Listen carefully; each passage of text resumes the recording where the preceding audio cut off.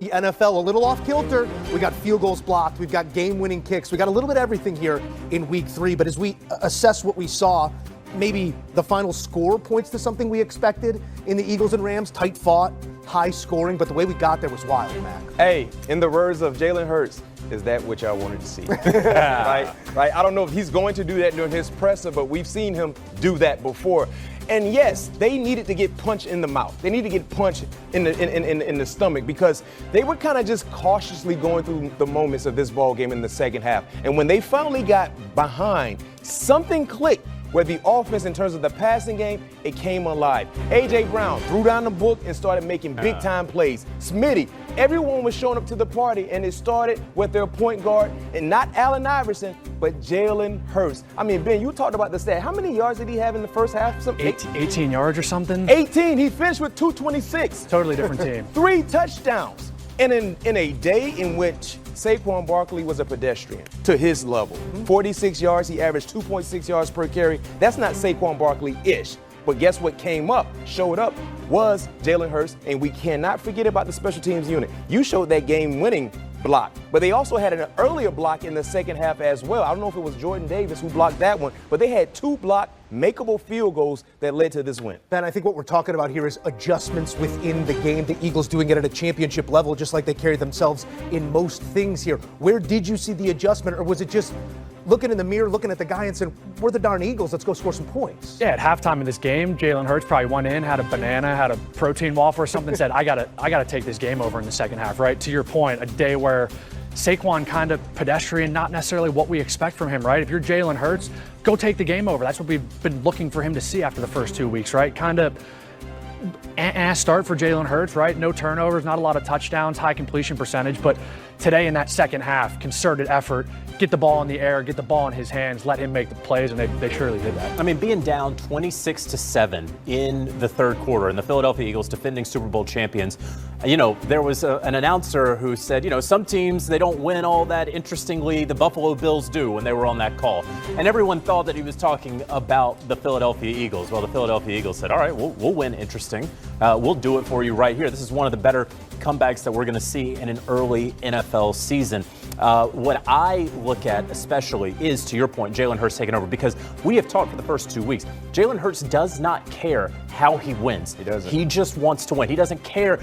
When Chris Jones is like, oh, you barely have 100 yards, he's like, we're winning the game. Yeah. It doesn't matter. And then if you take Jalen Hurts' second half here, just really remarkable stuff there. Second largest comeback win at home in Eagles franchise history, down 19 in this one, but not out. A win in the end for the Eagles, who improved to an undefeated 3-0. A look at Jalen Hurts on a specific time against a specific team. Sundays against the Rams.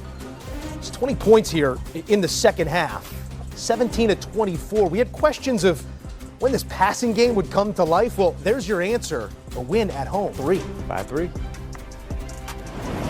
All right, let's dive in, because we thought, week 3, we're starting to paint comprehensive pictures of who these teams are and what we expect from them in certain moments. Yep. I wanted to see what the Packers would bring on the road with them. What do you chalk up 13-10 to, JJ? So, first of all, I think that we have to give credit where credit is due.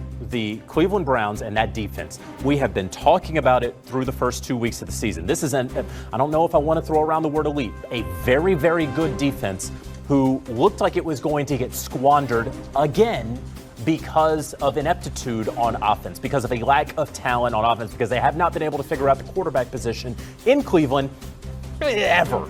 And so, but what we saw today was finally the defense was able to stop the bleeding enough to get enough big plays on both defense and special teams, and the offense didn't screw it up and was able to get them that win. And I don't mean the offense won them the game. I mean the offense didn't screw it up.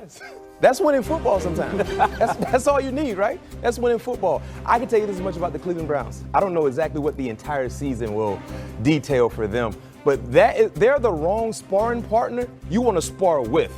Because if you're not careful, they will put you on the canvas if you have championship-like aspirations. So what happens is with the Cleveland Browns, because you look at their style of play in the first 2 weeks, it's kind of boring. Yep. They don't have any entertaining-ish to their offense, and they play good defense. But usually the defense does what? They wear down. So when you look at the Green Bay Packers, we've been praising them the first 2 weeks. People have anointed them as being one of the best teams in the National Football League. But they went into the dog pound, and they did not find that ball. And that has been the calling card for the Cleveland Browns. Think about it. Because Cleveland should have won in Week 1 against the Cincinnati Bengals. And then the defense wore down against the Baltimore Ravens. Yeah, 0-2 despite allowing 383 total yards through 2 weeks. To your point, this defense has been bowing up. Finally, they get enough to complement them in a winning effort. Ben, when the Green Bay Packers turn on the tape here and they look at where they went wrong, where did they maybe leave points out there today? BMAC, I think you just hit it, right? In the NFL, the margin for error is so small, right? So at the end of the day, the ball is the most important thing in this league. And if you're Jordan Love, you're this Packers offense there at the end of the game, take care of this ball, right? Yeah. Don't put it in harm's way. There's a couple minutes left in the game. Sometimes a punt necessarily isn't the end of the world, right? If you're a quarterback, half of your deal, making sure you've got the ball at the end of every play. So that turnover was costly at the end of the game, gave Cleveland a short field to work with, score a touchdown, then obviously they kick a field goal there to end it. But Cleveland has to feel like they stole one, too. And let's also talk about special teams, because obviously you get the rookie kicker in there who makes the 55-yarder, but also the Browns kick unit was able to block a Green Bay Packers attempt to go up by 3 points there. So that was also huge by this team. Look, again, I just credit a Cleveland Browns team that is saying we're not going to go 0-3. We're just not going to do it. And they have a long trip. They got a Europe trip coming up, but they're not going to go 0-3. That's the one thing I love about the NFL, because when you think you know, you don't know. How many bettors had this game in their parlay feeling like this is the one I know for sure? Survivor pool. Survivor pool. You're out. That's what you got to love about the NFL, the parity. Any week, anything can go left or right. And that's why you got to watch the game. The game has to be played regardless of all the analytics and what this person is saying about that person. You have to watch the game. And you got to protect that pill. Worth millions? The ball is worth millions. Let's take a look at some numbers coming off of this one. Jordan Love was doing just that. Consecutive games without an INT. Love as his 9-game streak snapped at an inopportune locker room with a little bit more juice than they took to the road on. What do you take away from this performance? This was a much-needed win, especially in terms of defensive effort. What we witnessed with the Pittsburgh Steelers the first 2 weeks was horrendous in terms of getting significant stops and, most importantly, being better against the run. Remember what the Jets did week 1. They ran the football up and down against the Pittsburgh Steelers. The same was said with Kenneth Walker and the Seattle Seahawks just last week. So when you look at their effort defensively, especially against the Patriots running game, they did a better job, not to mention forcing turnovers. We saw 5 turnovers forced by the Pittsburgh Steelers, 2 in which happened in the red zone. If you want to learn the best way to lose a ball game, create turnovers, have turnovers in the red zone. That will put you in a position to lose. And that was the telling sign for me in terms of the Pittsburgh Steelers walking out of Gillette Stadium with a win. Ben, you got a young quarterback there in Drake May. It's an offense that couldn't find their flow, couldn't possess the football on that side of the ledger in this one. What is the coaching point coming off of this when you still have a quarterback trying to figure out what he's seeing? Yeah, when you look at this New England Patriots offense, I think the biggest thing for them today is they shot themselves in the foot too many times, right? 5 turnovers, couple fumbles. Drake May tipped ball down there, near the goal line. They got intercepted before half. But if you're the Patriots, staff, offensive coordinator, head coach, you've got to like the way Drake May started the season. Much, much, much improved from last year.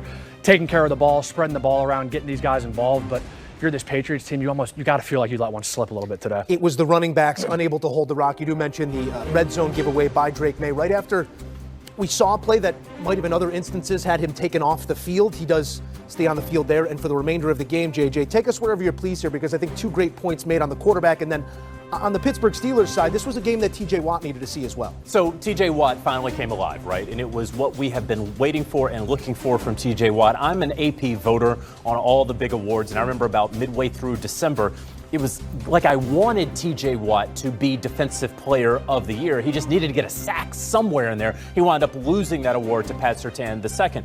And so now he's starting to round into form, $41 million per year. He needs to. On the other side of it, and I think Ben really hit on it there with the New England Patriots, you had so many opportunities there in the red zone. You had Drake May's interception there, and B-Mac and I were talking about as we're watching the game, why are they not running the football one time in the minute that you have it down there at the goal line? They did not do that. Ramondre Stevenson could not be trusted today. He had 2 fumbles on the day. Last year, he had 7 fumbles. I was a little surprised, Joe, that after the first fumble, with a new head coach in Mike Vrabel, that he didn't just bench him. That he didn't say, we got Travion Henderson. We're not putting up with this in a game that is going to be a low-scoring game against the Pittsburgh Steelers. They did not do that. They got burned by him again. that's going to be an issue this week in Foxborough. Vrabel, we know, baptized in a world of ball security, even though he played on the other side of the football, but the Patriot way is something they're trying to return to. Mac, when it goes like this for an offensive unit, where a defensive unit